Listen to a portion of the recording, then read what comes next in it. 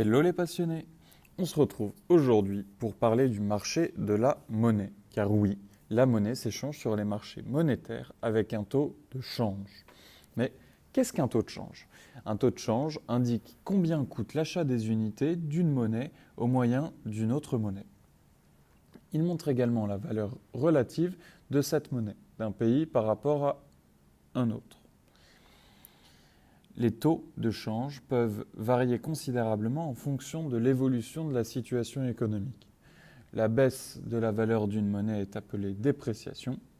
Par exemple, lorsque la monnaie anglaise, la livre sterling, se déprécie par rapport au dollar américain, la monnaie américaine, cela signifie que le dollar américain se renforce par rapport à la livre. Ainsi, la valeur du dollar américain augmente quand celle de la livre anglaise diminue. Autrement, l'augmentation de la valeur d'une monnaie est appelée appréciation.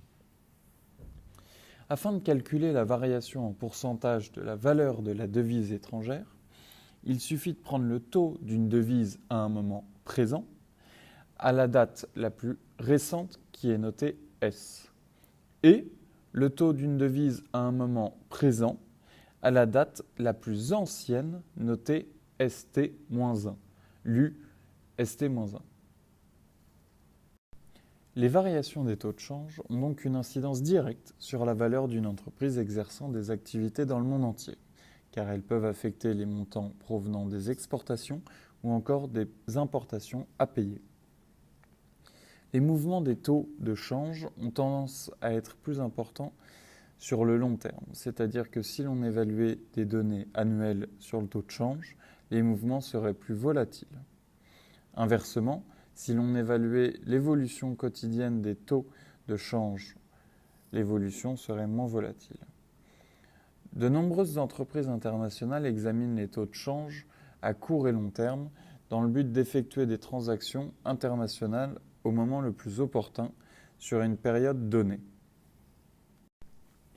L'équilibre du taux de change d'une monnaie évolue au fur et à mesure du temps. Ces variations sont dues à différentes variables issues de l'offre et de la demande.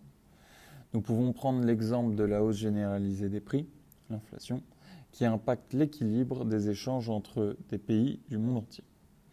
Un autre facteur d'influence du taux à laquelle s'échange une monnaie est le taux d'intérêt, auquel les banques prêtent de l'argent aux entreprises et aux particuliers. En fonction de ce taux, la demande de cette monnaie augmente plus ou moins de par l'intérêt qu'elle procure et c'est ainsi que son offre et sa demande varient. Les investisseurs ne doivent pas négliger ces facteurs afin de ne pas perdre d'argent par la suite.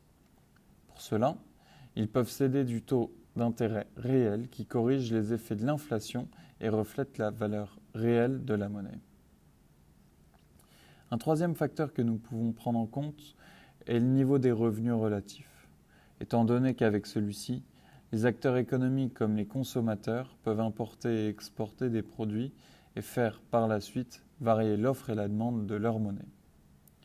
Les gouvernements peuvent également influencer eux-mêmes leur taux à laquelle s'échange la monnaie de leur pays. En appliquant des politiques monétaires, la demande et l'offre de celle-ci peut donc évoluer en fonction des actions du gouvernement. La cinquième variable pouvant influencer l'équilibre de la valeur d'une monnaie est l'anticipation. L'anticipation s'explique par le choix d'acteurs économiques comme les banques, entreprises ou encore traders qui décident de vendre ou acheter une devise en anticipant un événement qui aura lieu prochainement et qui influencera la valeur de celle-ci.